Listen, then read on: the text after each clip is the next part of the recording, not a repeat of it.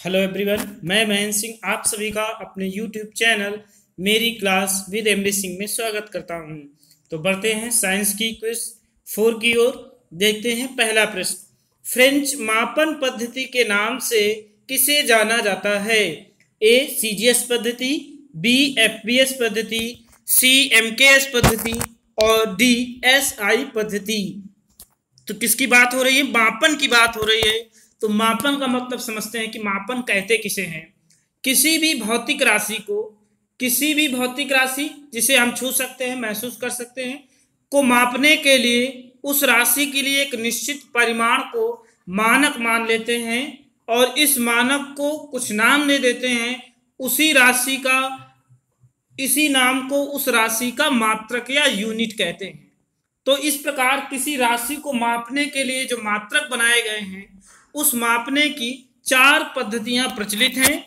वो चारों पद्धतियां ऑप्शन में दी गई हैं। सीजीएस पद्धति, सेंटीग्राम, सेंटीमीटर, ग्राम और सेकंड इसका पूरा नाम है। FBS, foot pound second. MKS, M लंबाई यानी मीटर, किलोग्राम मतलब द्रव्यमान और सेकंड मतलब समय। एसआई पद्धति इंटरनेशनल स्टैंडर्ड मानक। तो ये 4 पद्धतियां मापन की पद्धतियां हैं। अब क्वेश्चन पर आते हैं कि फ्रेंच मापन पद्धति कौन सी है। तो फ्रेंच मापन पद्धति को मीट्रिक पद्धति भी कहा जाता है। एक नाम इसका कौन सा है? मीट्रिक पद्धति इसका एक और नाम है और इसे सीजीएस पद्धति के नाम से भी जाना जाता है। इंपॉर्टेंट है, तो आप याद रखिएगा। सीजीएस पद्धति, लंबाई, द्रव्यमान, समय के मात्रक होते हैं। तो इसमें लंबाई को सेंटीमीटर, द्रव्यमान को ग्राम और समय को सेकंड में मापा जाता है। एफपीएस पद्धति को ब्रिटिश पद्धति कहते हैं। नोट भी करिए। वीडियो अच्छी लगे तो लाइक और शेयर करिए, दोस्तों से देखने के लिए प्रेरित करिए। एफपीएस फुट पाउंड सेकेंड, इसे ब्रिटिश पद्धति के नाम से भी जाना जाता है। एमकेएस पद्धति, इसके पश्चात एसआई पद्धति। वर्ष 1967 में एसआई पद्धति को जिनेवा में अपनाया गया था। कहां पर अपनाया गया? तो जिनेवा में अपनाया गया। अब एसआई और एमकेएस पद्धति का 1970 में विलय हो गया। अब 3 मानक पद्धतियां बनी हैं, सीजीएस, एफपीएस और एमकेएस या एसआई पद्धति दोनों एक ही मानी जाती हैं। तो 1967 तक इसको स्वीकार किया गया था, एसआई पद्धति को, और यह सम्मेलन जिनेवा स्विट्जरलैंड में हुआ था। जिनेवा स्विट्जरलैंड में इस पद्धति को अपनाया गया। वहां पर एक अधिवेशन आयोजित किया गया था। तो इस पद्धति में कुल, एमकेएस या एसआई पद्धति में कुल 7 मूल मात्रक है तथा 2 संपूरक या सहायक मात्रक हैं। मूल मात्रक कौन से हैं? लंबाई का, लंबाई मीटर मात्रक होता है। द्रव्यमान का किलोग्राम होता है। समय का सेकंड होता है। ताप का मात्रक केल्विन है। विद्युत धारा का एम्पियर, ज्योति तीव्रता का कैंडला और पदार्थ का परिमाण का मात्रक मोल होता है। इसके बाद कोण और घन कोण का रेडियन और स्टेरेडियन मात्रक होता है। तो ये भी आप याद रखिएगा कि कुल मूल मात्रकों की संख्या कितनी है? तो 7 है। सहायक मूल मात्रक कितने हैं? तो 2 हैं। कोण और घन कोण, कोण का मात्रक रेडियन, घन कोण का मात्रक स्टेरेडियन होता है। तो 1967 में मूल मात्रक अपनाए गए और ये 2 संपूरक कोण 1977 में अपनाए गए थे। तो आप ये भी याद रखिएगा। तो फ्रेंच मापन पद्धति को मीट्रिक पद्धति भी कहा जाता है और इसी पद्धति को सीजीएस पद्धति कहते हैं। एफपीएस पद्धति को ब्रिटिश पद्धति कहते हैं। एमकेएस और एसआई पद्धति को आपस में विलय कर दिया गया है। इन्हें अंतरराष्ट्रीय मानक पद्धति के नाम से जाना जाता है और इन्हें 1968 में जिनेवा में स्वीकार किया गया था। तो इतने पॉइंट्स आप मापन पद्धति से याद रखिएगा। नेक्स्ट क्वेश्चन लेते हैं। अगला क्वेश्चन है, किस मात्रक को पुनः परिभाषित नहीं किया गया है? अब ये क्या है पुनः परिभाषित? तो मई 2019 में नई परिभाषाएं दी गई थी, कुछ नए आधार बताए गए थे। तो उनके तहत किसको किसको शामिल किया गया था? तो नई मानक पद्धति में किलोग्राम, एम्पियर, केल्विन और मोल को अपनाया गया था। मीटर इस पद्धति में शामिल नहीं था। तो किन्हें पुनः परिभाषित किया गया है? तो इन चारों को कब परिभाषित किया गया? तो मई 2019 में इनकी नई परिभाषा दी गई है। तो ये करंट का भी क्वेश्चन है और फिजिक्स का भी आपको क्वेश्चन बन रहा है, तो इम्पोर्टेंट है। तो इनको कब, मई 2019 में किन 4 मात्रकों को अपनाया गया या नई परिभाषा दी गई इनकी, तो किलोग्राम, एम्पियर, केल्विन और मोल की परिभाषा दी गई थी। मई 2019 से भारत सहित विश्व के 101 देशों ने किलोग्राम को नई परिभाषा के रूप में अपनाया है। अब किलोग्राम को प्लांक नियतांक के आधार पर मापा जाएगा। किसके आधार पर मापा जाएगा? प्लांक नियतांक के आधार पर। पहले हम इसे 4 डिग्री सेंटीग्रेड के 1 लीटर जल के द्रव्यमान में मापते थे, अब हम इसे प्लांक नियतांक के रूप में मापेंगे। इसी प्रकार एम्पियर को मूल विद्युत आवेश के आधार पर परिभाषित किया गया है। किस आधार पर? तो मूल विद्युत आवेश के आधार पर परिभाषित किया गया। तो इस तरह से आप याद रखिएगा चारों को। अगला प्रश्न लेते हैं। अगला प्रश्न है, किताब का मापन किया जाता है। किताब नहीं है, उच्च ताप, इसे आप पढ़िए। किताब नहीं है यहाँ पर, उच्च ताप होना चाहिए था। क्या होना चाहिए था? उच्च ताप का मापन क्या है? उच्च ताप, आप पढ़ लीजिए इसे, गलती से टाइप हो गया है। उच्च ताप का मापन किया जाता है। तो किससे उच्च ताप का मापन किया जाता है, इसकी बात हो रही है। पायरोमीटर से, टैकियोमीटर से, सोनार से, एनीमोमीटर से। तो पायरोमीटर नामक जो उपकरण होता है, जिसे पूर्ण विकिरण तापमापी टोटल रेडिएशन पायरोमीटर कहा जाता है, इससे उच्च ताप मापन का प्रयोग किया जाता है। 2000 डिग्री सेंटीग्रेड से अधिक का मापन किया जाता है। मुख्यतः गतिशील वस्तुओं तथा उन सतहों के मापन हेतु प्रयोग करते हैं जिन तक पहुंचना या उन्हें स्पर्श करना संभव न हो। यह पूर्ण विकिरण उत्तापमापी कहलाता है। यह तापमापी स्टीफन के सिद्धांत पर आधारित है। किसके सिद्धांत पर? तो स्टीफन के सिद्धांत पर यह आधारित है पायरोमीटर, जिसके अनुसार उन्होंने एक परिभाषा दी थी कि उच्च ताप पर किसी वस्तु से उत्सर्जित विकिरण की मात्रा उसके परम ताप के चतुर्थ घात के अनुक्रमानुपाती होती है। ये बात उन्होंने कही थी।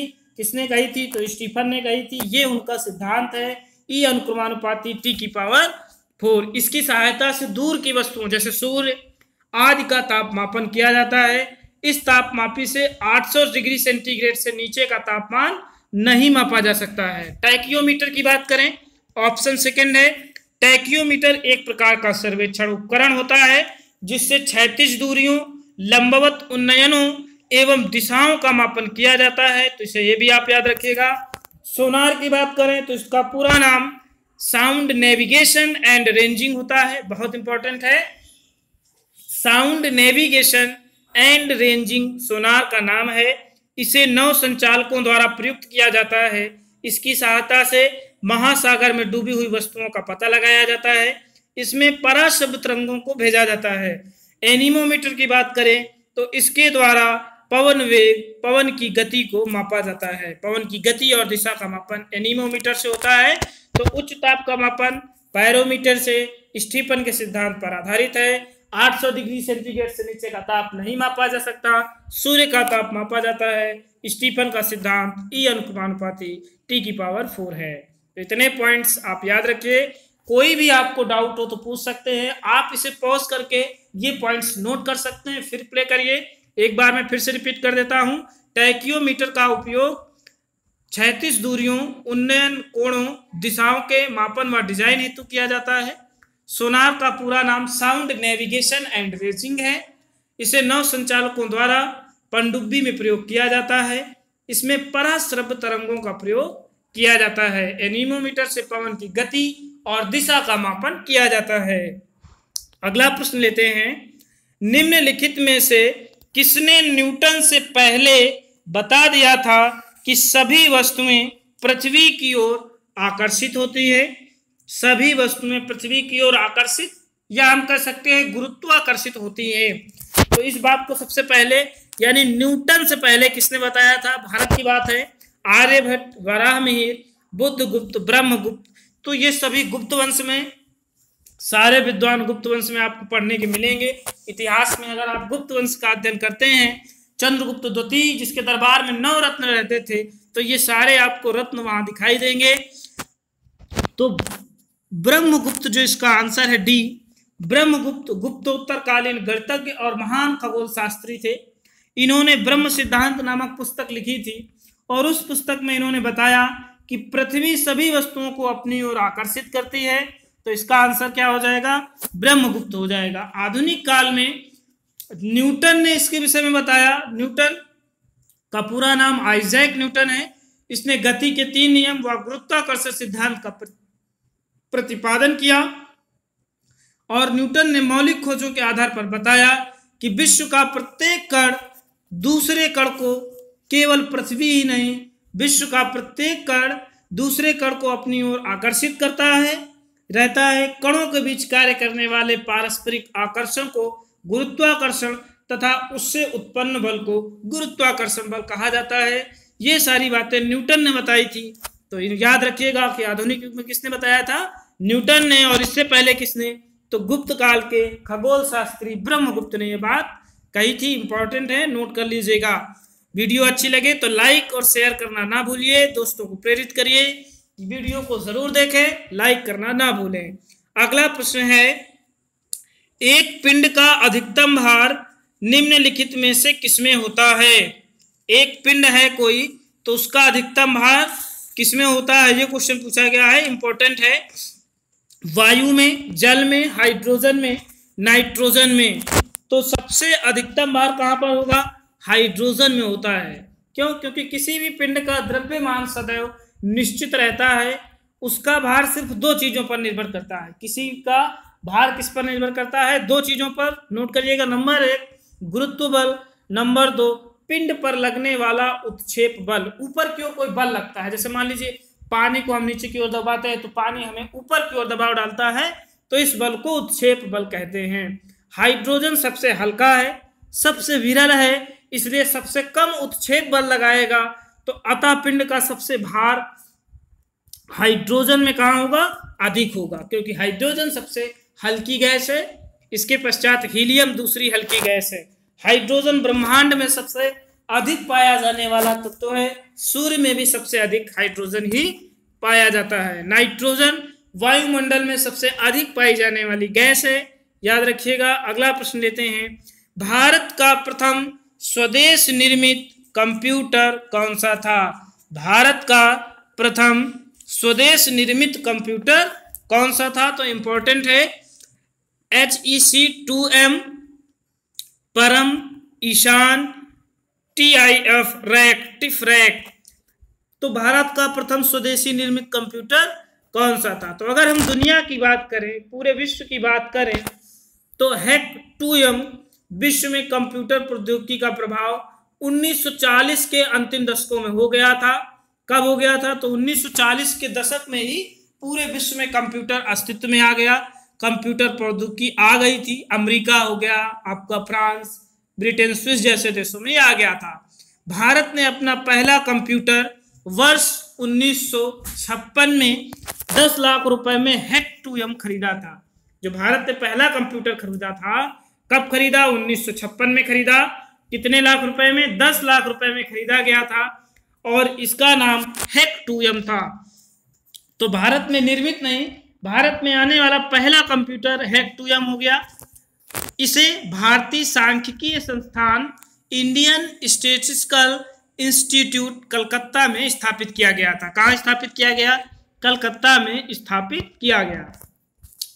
अब बात करें 1900 टिफ रैक जो दिया गया है नंबर 4 पर, tiff rack Tata institute of fundamental research automatic computer. पूरा नाम क्या है इसका? ध्यान से सुनिए, Tata institute of fundamental research automatic computer Bharat में निर्मित होने वाला पहला स्वदेश निर्मित होने वाला कंप्यूटर टिफ रैक था, जिसे 1962 में, सन जरूर याद कर लीजिएगा, इसका 1962 है, इसका 1956 है। तो 1962 में टिफ रैक नामक स्वदेशी कंप्यूटर टाटा द्वारा निर्मित किया गया था। परम कंप्यूटर की बात करें सी नंबर पर, तो अमेरिका द्वारा भारत को क्रे सुपर कंप्यूटर देने से इनकार कर दिया था। क्रे नामक एक कंप्यूटर था, सुपर कंप्यूटर था, किसका था? अमेरिका का था। उस सुपर कंप्यूटर का नाम क्या था? क्रे नाम था। तो लगभग 1980 के दशक में भारत ने सुपर कंप्यूटर का कार्यक्रम शुरू कर दिया, जब अमेरिका ने इसे देने से मना कर दिया। और 1988 में 8 साल बाद सीडैक, ये संस्थान पुणे में है, CDAC centre for development of advance computing की स्थापना की गई। पुणे में स्थित सीडैक द्वारा निर्मित एवं डिजाइन कंप्यूटरों की श्रृंखला ही परम कहलाती है। क्या कहलाती है? तो परम। विजय भाटकर, जिन्हें कंप्यूटर मैन ऑफ इंडिया कहा जाता है, ने इस संस्थान की स्थापना की थी। परम 8000 परम श्रृंखला का पहला सुपर कंप्यूटर था। तो भारत का पहला सुपर कंप्यूटर कौन बना? परम बना। स्वदेश निर्मित पहला कंप्यूटर टिफरैक था। भारत आने वाला पहला कंप्यूटर हैक-2m था। तो आप इसे याद रखिएगा। परम 1991 में बना था। कब बना था परम? तो 1991 में बना था। इसे भारत का पहला स्वदेश निर्मित सुपर कंप्यूटर माना जाता है। ये सुपर नहीं था टिफरैक, ये सुपर कंप्यूटर था। ईशान परम, ये परम श्रृंखला का सबसे नवीनतम सुपर कंप्यूटर जो है उसे परम ईशान के नाम से जाना जाता है। तो आप इतने कंप्यूटर के विषय में भारत में आप याद रख सकते हैं। फिर से एक बार, हैक-2m 1956 में भारत आने वाला पहला कंप्यूटर कलकत्ता में लगाया गया। टिफरैक 1962 में टाटा द्वारा बनाया निर्मित पहला स्वदेशी था। परम श्रृंखला 1991 में निर्मित हुई और परम 8000 भारत में निर्मित पहला सुपर कंप्यूटर था। कंप्यूटर मैन ऑफ इंडिया के नाम से विजय भाटकर को जाना जाता है। और परम श्रृंखला के जितने कंप्यूटर हैं इन्हें सीडैक पुणे द्वारा निर्मित किया गया। परम श्रृंखला का सबसे सुपर कंप्यूटर ईशान है। ईशान परम कह सकते हैं इसे। तो इतने मोस्ट इंपॉर्टेंट पॉइंट्स हैं, आप कंप्यूटर से याद रखिएगा। वीडियो को लाइक और सब्सक्राइब करिएगा। अगला प्रश्न है, पोखरण नाभिकीय परीक्षण 1974। पोखरण नाभिकीय परीक्षण 1974 का आधिकारिक कोड क्या था? स्माइलिंग बुद्धा, थंडरबोल्ट, अग्नि परीक्षा, गरुड़। तो इस भारत के पहले परमाणु परीक्षण का नाम स्माइलिंग बुद्धा रखा गया था। ये भारत का पहला भूमिगत यानी जमीन के अंदर किया गया परीक्षण था। इस परीक्षण को 18 मई 1974 को किया गया था। मोस्ट इंपॉर्टेंट है ये। कब किया गया? 18 मई 1974 को किया गया था। आप इसे याद रखेंगे। हाल ही में एक बॉलीवुड की मूवी भी बनी थी पोखरण, जो द्वितीय पोखरण परीक्षण पर आधारित थी। किस परीक्षण पर? द्वितीय पोखरण परीक्षण पर आधारित पोखरण मूवी हाल ही में बनी थी, जो चर्चा में रही। अब बात करते हैं इसकी। तो ये परीक्षण कब हुआ? 18 मई 1974 को हुआ। भूमिगत परीक्षण था। पोखरण आपका राजस्थान में स्थित है और इसका कोड स्माइलिंग बुद्धा दिया गया था। संयुक्त राष्ट्र सुरक्षा परिषद के 5 स्थायी सदस्य हैं। के अलावा अगर किसी देश ने परीक्षण किया तो वह भारतीय था। याद रखिएगा, संयुक्त राष्ट्र सदस्य जो स्थायी हैं उन्होंने ही किया था। भारत 6ठा देश परमाणु परीक्षण करने वाला बना था। तो संयुक्त राष्ट्र के कौन कौन से देश हैं? तो आप याद रखिएगा, ABCFR, America, Britain, China, France, Russia, ये 5 देश आपके UNO के स्थायी सदस्य देश हैं। पोखरण परीक्षण द्वितीय 11 मई 1998 को हुआ था। द्वितीय पोखरण परीक्षण कब हुआ? तो 11 मई 1998 को द्वितीय पोखरण परीक्षण हुआ। इसका नाम ऑपरेशन शक्ति रखा गया था। क्या रखा गया था? ऑपरेशन शक्ति रखा गया था। और इसमें 5 परमाणु परीक्षण किए गए थे। कितने किए गए? तो 5। 11 मई को पहले 3 परीक्षण हुए और फिर 13 मई 2 दिन बाद 2 परीक्षण किए गए। तो याद रखिएगा, ये भी राजस्थान के पोखरण में हुए। कब हुए? 11 मई 1998 को हुए। किस ऑपरेशन के तहत हुए? तो ऑपरेशन शक्ति के तहत हुए। और कुल कितने? तो 5, 11 को 3 और 13 मई को 2 परीक्षण हुए थे। यह राजस्थान के जैसलमेर जिले में स्थान स्थित है। पोखरण कहाँ पर है? तो राजस्थान के जैसलमेर जिले में स्थित है। तो आप पोखरण परीक्षण, परमाणु परीक्षण से इतने प्रश्न याद रखिएगा। कमेंट बॉक्स पर आप परमाणु बम का जनक बता सकते हैं कि परमाणु बम का जनक किसे माना जाता है। अगला प्रश्न लेते हैं। प्रथम अंतरिक्ष यात्री, इंपॉर्टेंट क्वेश्चन है, प्रथम अंतरिक्ष यात्री यूरी गागरिन किस यान की मदद से अंतरिक्ष गए थे? Sputnik 1, Sputnik 2, Apollo, Vostok. तो प्रथम अंतरिक्ष यात्री कौन थे? एक प्रश्न यहां से क्लियर हुआ। गागरिन थे, किस देश के थे? तो रूस के थे। 2 पॉइंट आपके क्लियर हो गए कि अंतरिक्ष में जाने वाला पहला व्यक्ति किस देश से है? रूस से है। नाम क्या है? तो यूरी गागरिन है। तीसरा प्रश्न ये बनता है कि किस यान की मदद से वो गए थे? तो अब शुरू करते हैं स्पुतनिक 1 से। 4 अक्टूबर 1957 को, याद रखिएगा डेट, वीडियो को पॉज करके डेट सहित नोट करिएगा। ये पॉइंट आपके लिए आगामी परीक्षाओं में ये साइंस की क्विज श्रृंखला बहुत ही महत्वपूर्ण साबित होगी। निसंदेह आप विश्वास रखिए, लाइक करिए और दोस्तों को शेयर जरूर करिए, कम से कम इसमें वो आए और लाभ उठाएं।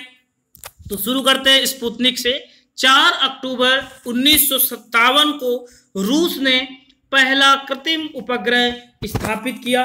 तो पहला सबसे किसने किया था? रूस ने किया था।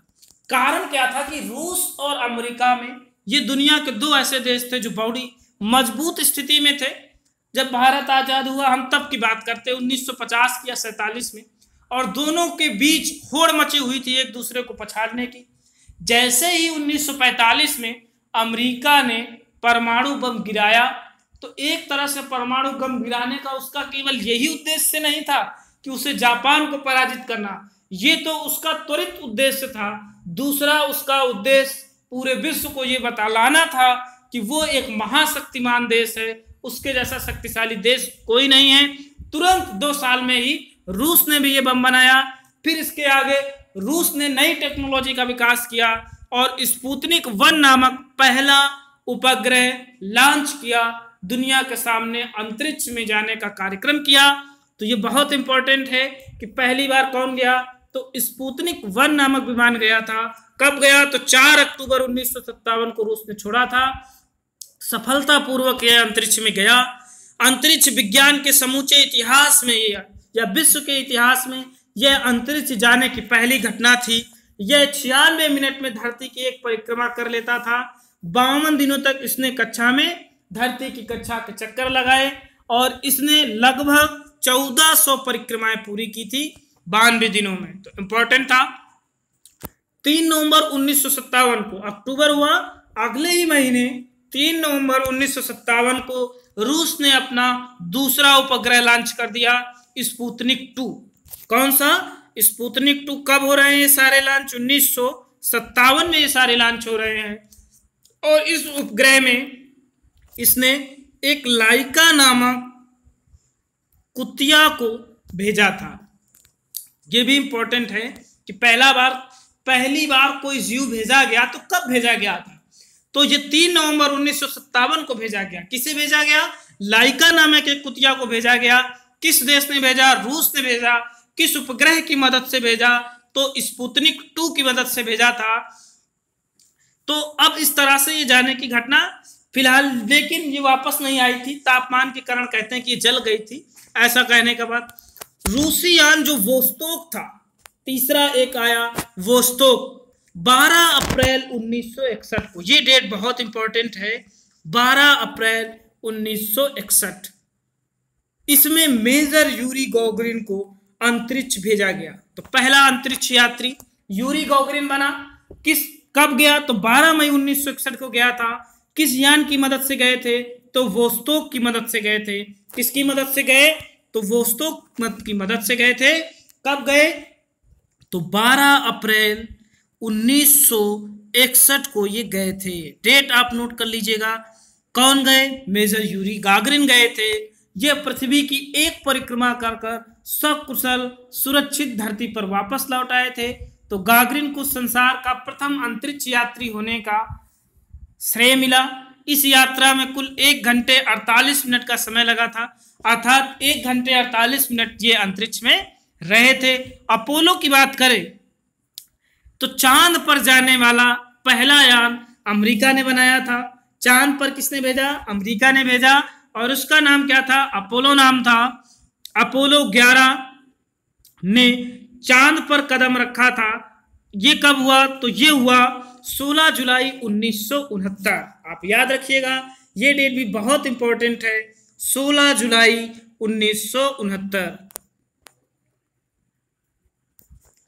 क्या हुआ? 16 जुलाई 1969 को 3 व्यक्ति चंद्रमा की यात्रा पर गए थे। उनमें से पहला जो बहुत इंपॉर्टेंट है, Neil Armstrong, Edwin Aldrin junior, Michael Collins, 3 यात्री गए थे, चंद्रमा पर कदम रखा था। अपोलो 11 यान का नाम क्या था? अपोलो श्रृंखला के हैं, 11 करके यान गया था। अपोलो 11। तो 3 यात्री कौन से थे? Neil Armstrong, Edwin Aldrin junior, Michael Collins. अब बात करें कि चंद्रमा पर कदम किसने रखे, तो दोनों व्यक्तियों ने रखे थे, स्ट्रॉन्ग ने भी, एल्ड्रिन ने भी रखे थे, लेकिन माइकल कॉलिंस ने चंद्रमा पर कदम नहीं रखे। तो इतने पॉइंट्स हम इस अंतरिक्ष प्रौद्योगिकी से रखेंगे। आपको वीडियो अच्छी लगे तो लाइक और शेयर करना ना भूलें, दोस्तों को प्रेरित करें इस साइंस क्विज के लिए, ये बहुत ही इंपॉर्टेंट क्विज है। अगला प्रश्न लेते हैं, विश्व का सबसे सस्ता टैबलेट पीसी पर्सनल कंप्यूटर होने का दावा किसने किया है? ए आकाश, बी वसुधा, सी नेट, डी विद्यार्थी। तो आकाश नामक जो पीसी या टैबलेट है, भारत सरकार ने नवंबर 2012 में इसका उन्नत संस्करण आकाश 2 पेश किया था। लंदन स्थित एक कंपनी थी डाटा विंड, ये लंदन की कंपनी थी, क्या नाम था इसका? तो डाटा विंड ने इसे बनाया था आकाश को, और इसके लिए इन्होंने भारतीय प्रौद्योगिकी संस्थान राजस्थान का सहयोग लिया था, और इसे विश्व का सबसे सस्ता टैबलेट पर्सनल कंप्यूटर माना जाता है। इसकी कुल लागत 2276 रुपए थी, जिसमें भारत सरकार 50% की सब्सिडी प्रदान कर रही थी। छात्रों को मात्र यह 1100 रुपए में प्राप्त होगा, ऐसी इसमें बात कही गई थी। कब मिला पता नहीं, मुझे तो नहीं मिला, आप लोगों को शायद ये मिला हो, बाजार में आया हो, ऐसा नहीं है, लेकिन ये विश्व का सबसे सस्ता टैबलेट होने का रिकॉर्ड अपने नाम करता है। इसका उन्नत संस्करण नवंबर 2012 में आकाश 2 भी पेश किया गया था। तो आप इतना पॉइंट्स यहाँ से याद रखिएगा। अगला प्रश्न लेते हैं, परमाणु नाभिक के अवयव हैं। परमाणु नाभिक के अवयव हैं, A electron, B electron proton, B electron neutron, C proton neutron, D proton neutron और इलेक्ट्रॉन। परमाणु की बात करें तो पदार्थ का सबसे छोटा भाग परमाणु कहलाता है। पदार्थ का सबसे छोटा भाग क्या कहलाता है? परमाणु कहलाता है। जिसमें पदार्थ के सभी गुण विद्यमान रहते हैं। यह रासायनिक अभिक्रियाओं में भाग लेता है, परंतु स्वतंत्र अवस्था में नहीं रह सकता है। परमाणु पदार्थ का सबसे छोटा भाग है, सबसे छोटा भाग है। अब मान लीजिए कि दुनिया के कोई भी वस्तु जब इतना छोटा करिए, इतना छोटा करिए कि अब एक ही बिंदु बचा है, एक ही कण बचा है, यदि हम अब उसको छोटा कर दें तो वो समाप्त हो जाएगा, बचेगा नहीं, अस्तित्व तो नहीं रहेगा, एग्जिस्ट हो जाएगा। तो वह बिंदु, वही पॉइंट्स आपका परमाणु कहलाता है, जिसमें पदार्थ के सभी गुण विद्यमान होते हैं। जिसमें पदार्थ के सभी गुण विद्यमान होते हैं। इसका क्या मतलब है? इसका मतलब यह है कि संसार का सबसे सूक्ष्मतम कण परमाणु है, और संसार की हर चीज परमाणु से मिलकर बनी है। मिट्टी, जल, पानी, हवा, मनुष्य, पेड़ पौधे, जितनी भी चीजें हैं, सारी की सारी चीज किससे बनी है? परमाणु से बनी है। तो परमाणु किससे मिलकर बना है, यह प्रश्न में पूछा गया है। तो परमाणु प्रोटॉन, न्यूट्रॉन और इलेक्ट्रॉन से मिलकर बना है। ये इसमें सारे गुण विद्यमान हैं। यह रासायनिक अभिक्रिया में भाग ले सकता है, परंतु स्वतंत्र अवस्था में नहीं रह सकता है। परमाणु के केंद्र में प्रोटॉन प्लस न्यूट्रॉन रहता है, और इसके चारों ओर इलेक्ट्रॉन चक्कर लगाते रहते हैं। आप इस चित्र में देखिए, प्रोटॉन धनावेशित होता है, न्यूट्रॉन उदासीन है, शून्य है, जबकि इलेक्ट्रॉन ऋण आवेशित होता है। परमाणु में इलेक्ट्रॉन नाभिक के चारों ओर ये इलेक्ट्रॉन यहाँ घुमा करते हैं और ये जो घूमने वाले चक्कर लगाने वाले क्षेत्र को ऊर्जा स्तर कहते हैं। क्या कहते हैं? ऊर्जा स्तर कहते हैं। रदरफोर्ड का परमाणु मॉडल आपने पढ़ा होगा, बोहर का परमाणु मॉडल आपने पढ़े होंगे, बहुत सारे परमाणु मॉडल है, नील बोहर है, तो इसके मिलेंगे आपको आगे चलकर। अगला प्रश्न लेते हैं, सर्वाधिक समस्थानिकों वाला तत्व कौन सा है? ए हाइड्रोजन, बी ऑक्सीजन, सी पोलोनियम, डी यूरेनियम। तो हाइड्रोजन के 3 समस्थानिक हैं। कौन कौन से हैं? हाइड्रोजन के 3 हैं, हाइड्रोजन, ड्यूटेरियम और ट्राइटियम। ऑक्सीजन के भी 3 हैं। सबसे ज्यादा पोलोनियम के तत्व पाए जाते हैं समस्थानिक। समस्थानिक कहते किसे हैं, इसकी बात कर लेते हैं। समस्थानिक यानी समान स्थान जिसका हो, इंग्लिश में इसे आइसोटोप कहते हैं। क्या कहते हैं? आइसोटोप कहते हैं। किसी तत्व के समस्थानिकों में प्रोटॉनों की संख्या समान होती है परंतु न्यूट्रॉनों की संख्या भिन्न भिन्न होती है। जिसमें या जिस तत्व में परमाणु या प्रोटॉनों की संख्या समान होती है परंतु न्यूट्रॉनों की संख्या भिन्न भिन्न होती है उसे हम समस्थानिक कहते हैं। फिर से सुनिए, समान परमाणु क्रमांक परंतु भिन्न भिन्न परमाणु द्रव्यमान को परमाणुओं का समस्थानिक कहते हैं। परमाणु क्रमांक से मतलब प्रोटॉन से मतलब होता है, परमाणु द्रव्यमान से मतलब न्यूट्रॉन से होता है। तो आप ये भी याद रखिएगा, समान परमाणु क्रमांक परंतु परमाणु द्रव्यमान भिन्न भिन्न हो को परमाणुओं का समस्थानिक कहते हैं। सबसे ज्यादा पोलोनियम के समस्थानिक पाए जाते हैं। अगला प्रश्न है, विश्व का खोजा गया सबसे महंगा तत्व कौन सा है? सबसे महंगी धातु या तत्व विश्व में कौन सी है? इंपॉर्टेंट है, ये पूछा गया है, पीसीएस में 2-3 बार पूछा गया है, तो इंपॉर्टेंट है आपका। 2016 में क्वेश्चन आया था, नवीनतम खोजा गया विश्व का सबसे महंगा तत्व कौन सा है? तो एंड्रोहेल फुलरीन विश्व का सबसे महंगा तत्व है। अगर हम बात करें आधुनिक आवर्त सारणी की तो इसमें 118 तत्व शामिल हैं। कितने तत्व हैं? 118 तत्व इसमें शामिल हैं। कैलिफोर्नियम 252 की बात करें तो इसकी खोज 1950 में हुई थी और इसका मूल्य $27 मिलियन प्रति ग्राम है। कितना है? $27 मिलियन प्रति ग्राम इसका है। रोडियम की बात करें तो इसकी खोज 1803 में हुई थी और इसका मूल्य $58 प्रति ग्राम है। 1985 में एंड्रोन हिलरिन खोजा गया था और इसका मूल्य $167 मिलियन प्रति ग्राम है। इससे स्पष्ट होता है कि विश्व का सबसे महंगा पदार्थ कौन सा है?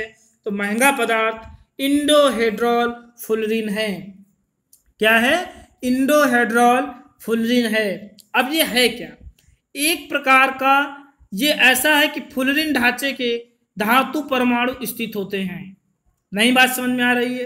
फिर से सुनिए, एंड्रोहेड्रिन एक फुलरिन का धातु परमाणु होता है। फुलरिन ढांचे के अंतर्गत इसे बनाया गया है।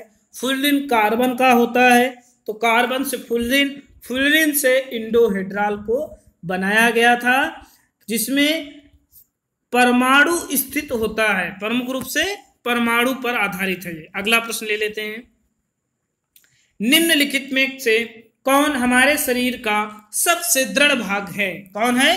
कौन हमारे शरीर का सबसे मजबूत भाग है, दृढ़ भाग है? तो बात करते हैं ऑप्शन ए की, दंतवल्क, डेंटिन, सीमेंटम, डी अस्थि। ए दंतवल्क, बी डेंटिन, सी सीमेंटम, डी अस्थि। तो ए आंसर सही है, दंतवल्क। इसे एनामेल भी इंग्लिश में कहा जाता है। क्या कहते हैं? एनामेल इसे इंग्लिश में कहा जाता है, ENAMEL। तो यह शरीर का सबसे मजबूत भाग है जो कि दांत के शिखर पर स्थित होता है। सफेद सा चमकीला दिखाई देता है। यह मुख्यतः कैल्शियम फास्फेट और कैल्शियम कार्बोनेट का बना होता है। किसका बना होता है? कैल्शियम फास्फेट और कैल्शियम कार्बोनेट का बना होता है। तो इतना याद रखिएगा। अगला प्रश्न लेते हैं, मनुष्य प्रतिदिन कितना लार का अधिकतम स्राव करता है? मनुष्य के मुख गुहा में लगभग कितना लार स्राव होता है? जैसे भोजन को गीला करने, उसे लुगदी बनाने में, आसानी से निकला जाता है। लार में टाइलिन एंजाइम पाया जाता है। लार में लाइसो नामक एंजाइम भी होता है जो जीवाणुओं को नष्ट करता है। तो कितना मनुष्य, तो मनुष्य 1 से 1.5 लीटर प्रतिदिन लार का मुख गुहा में स्राव करता है। याद रखिएगा, लार में टाइलिन और लाइसो नामक एंजाइम पाए जाते हैं। टाइलिन का काम क्या है, ये स्टार्च को शर्करा में तोड़ता है, स्टार्च को शर्करा में तोड़ता है, जबकि लाइसोजाइम जीवाणुओं को भोजन के साथ जो जाते हैं उन्हें नष्ट करता है। मनुष्य के जीवन काल में कितने दांत 2 बार विकसित होते हैं? मनुष्य के जीवन में, तो मनुष्य के जीवन काल में 20 दांत 2 बार विकसित होते हैं। तो इसका आंसर सी सही हो जाएगा। कितने दांत विकसित होते हैं? तो 20 दांत 2 बार विकसित होते हैं। इसीलिए मनुष्य को द्विदंती या डायोफाइडेंट भी कहते हैं। मनुष्य में 4 दांत पाए जाते हैं।